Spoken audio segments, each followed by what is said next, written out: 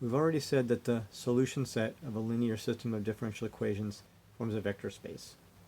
Any basis of that space is called the fundamental solution set. Now, bases of vector spaces aren't unique and fundamental solution sets aren't unique, so there's many fundamental solution sets to a linear system of differential equations.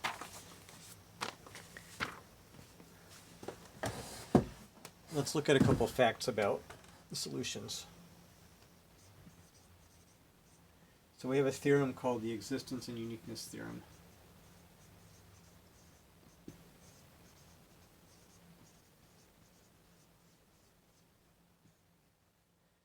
So this says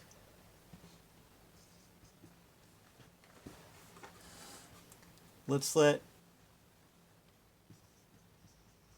A of t be an n by n matrix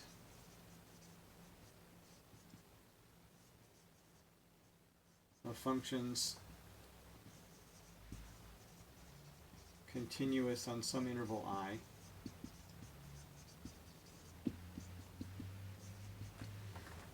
and let's let B of t be an n by 1 vector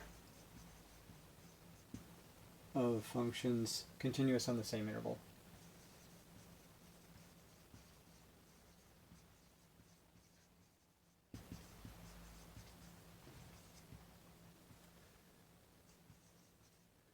Then the system x prime equals ax plus b, all functions of t, always has solutions.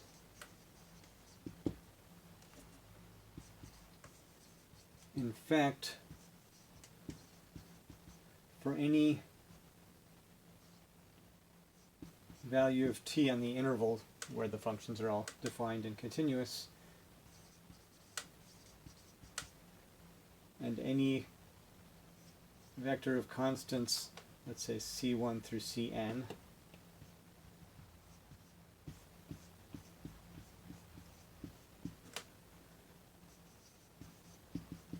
there is a unique solution x satisfying x of t naught equals c1 through cn. So this initial value problem always has a unique solution. We'll skip the proof of this. In fact, it's not even in the book.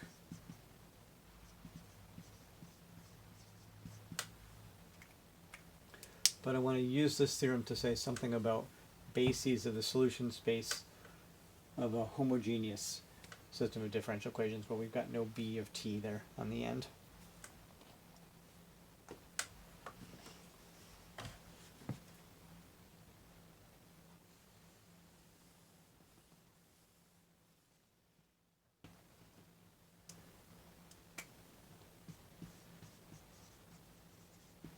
So we could call this the solution space theorem.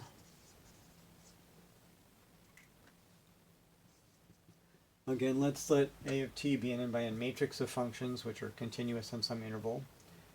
And I'm going to get rid of B of t because we're going to look at homogeneous system.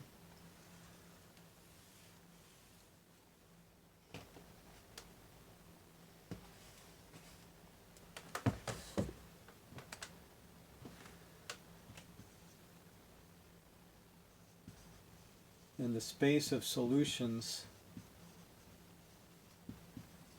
to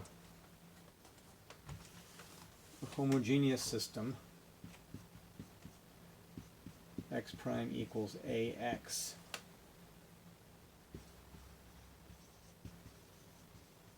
has dimension n.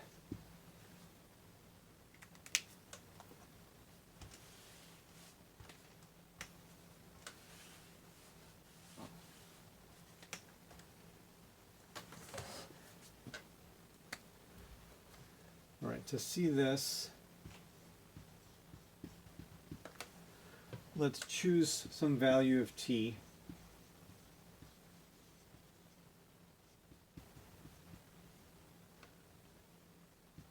in the interval I, so that all the functions are continuous there.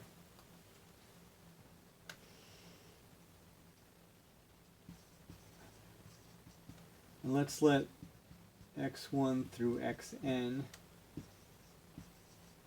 be the unique solutions to the homogeneous system, satisfying x1 of t naught equals this vector of 1 and all zeros, x2 of t naught equals 0, 1 and all zeros, etc. So xn of t naught is going to be all zeros and a 1. So xi of t naught has a 1 in the ith place and zeros everywhere else.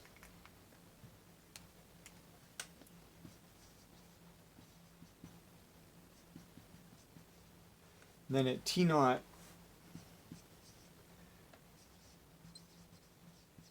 the Wronskian w of x1 bar through xn bar is the determinant of, so if we plug in t naught, each of these vectors is just this unit vector. So it's going to be the determinant of, well, of the identity matrix, which is 1, which is not 0. So that means that these solutions are definitely linearly independent.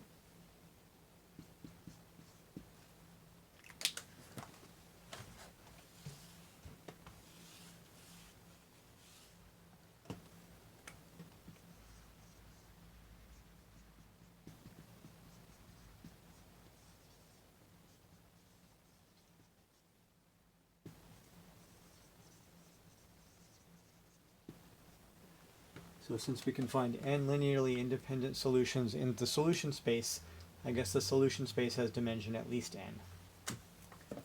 So to show that it has dimension exactly n, we have to show that these solutions span the space.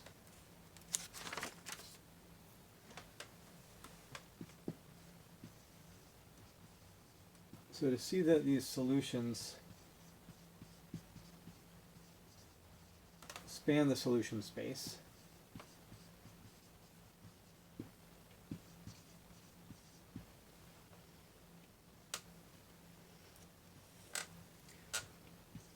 let y bar of t be another solution.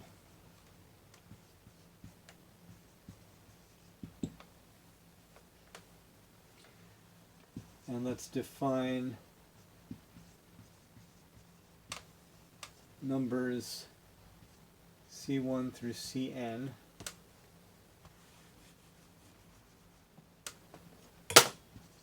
by plugging in t naught into y and just looking at what the components of that answer are. So we plug in t naught and just take these components and call them c1 through cn.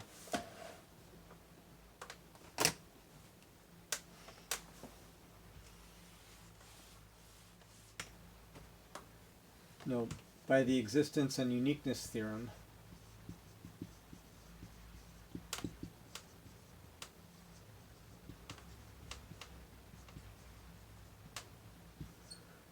y is the only solution to x prime equals ax, satisfying y of t naught equals c1 through cn.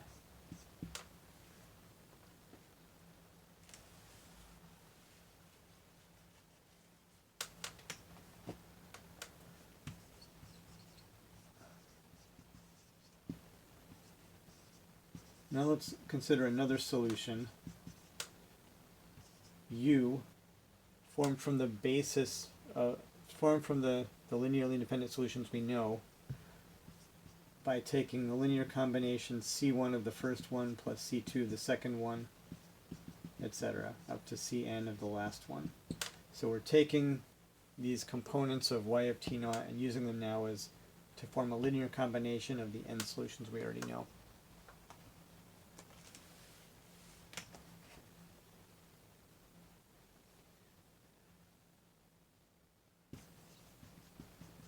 So this is a solution because we know that any linear combination of solutions is also a solution.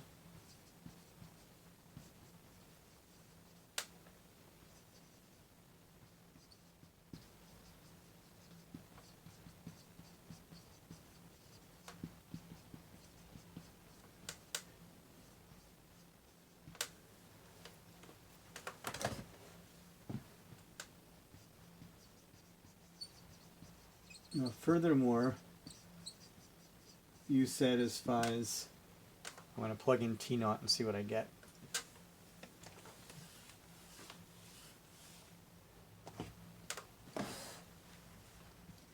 U of T naught equals, well, I guess we'll plug in T naught into all the x's. So it's C1 x1 of T naught plus C2 x2 of T naught, etc., up to Cn xn of T naught.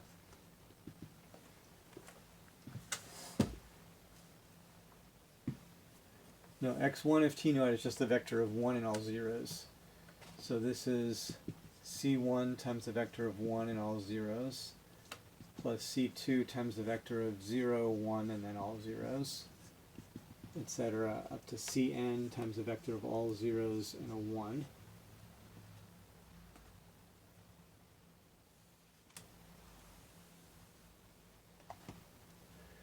So in other words, U of T naught equals C1, C2 up to Cn.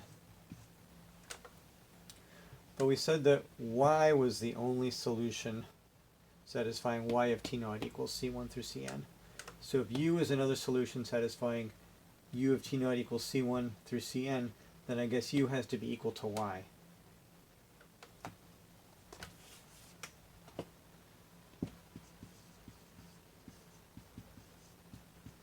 And that means that y indeed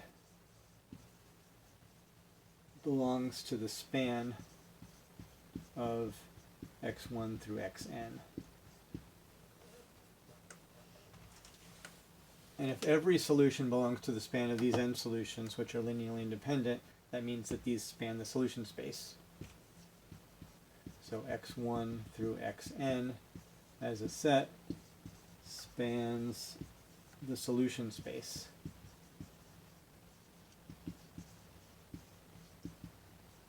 Of that homogeneous differential equation x prime equals ax. So if it's linearly independent spans, then it's a basis.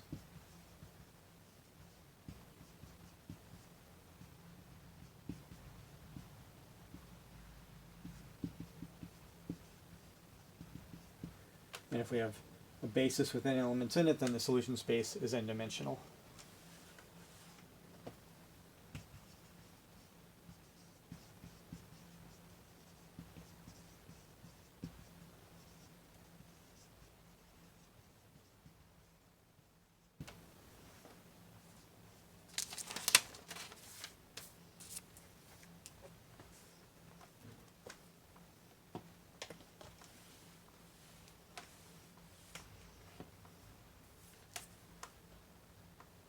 So that's the end of that proof. And now just a little vocabulary.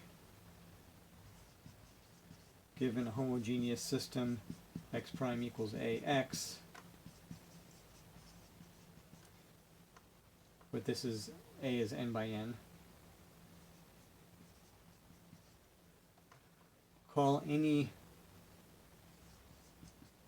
set of n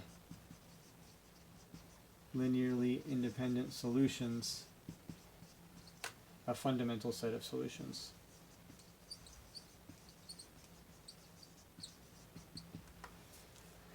So fundamental set is really just another word for basis.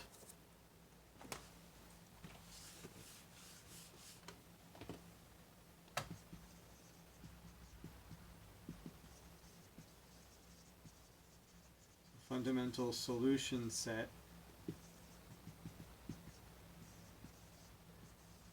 is another term for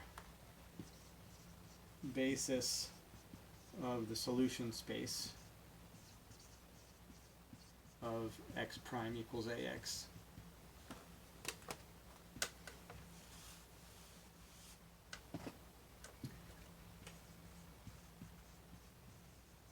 We also call the matrix of a basis of solutions. That is, we put x1 in the first column and x2 in the second column, etc. So if we take the solutions and put them in a matrix like that, we call the matrix a fundamental matrix.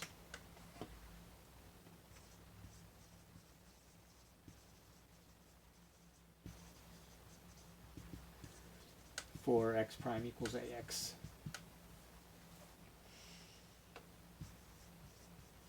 And recall, to check that any solutions x1 through xn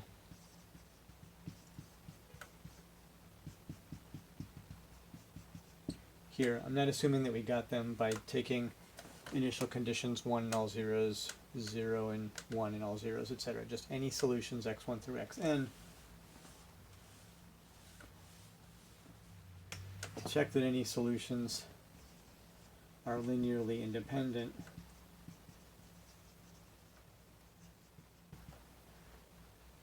we take the determinant of this matrix.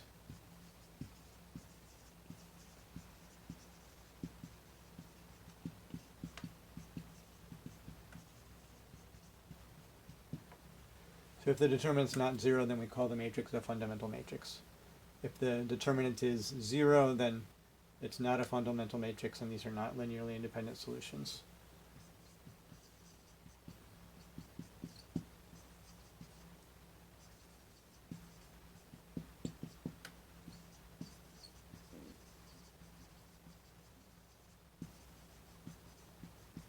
The determinant is not 0, this matrix is called a fundamental matrix, and the solutions are a basis of the solution space.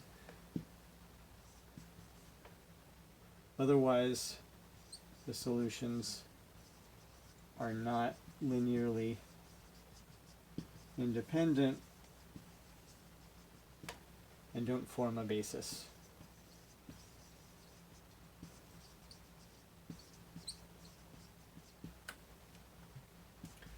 In other words, don't form a fundamental set.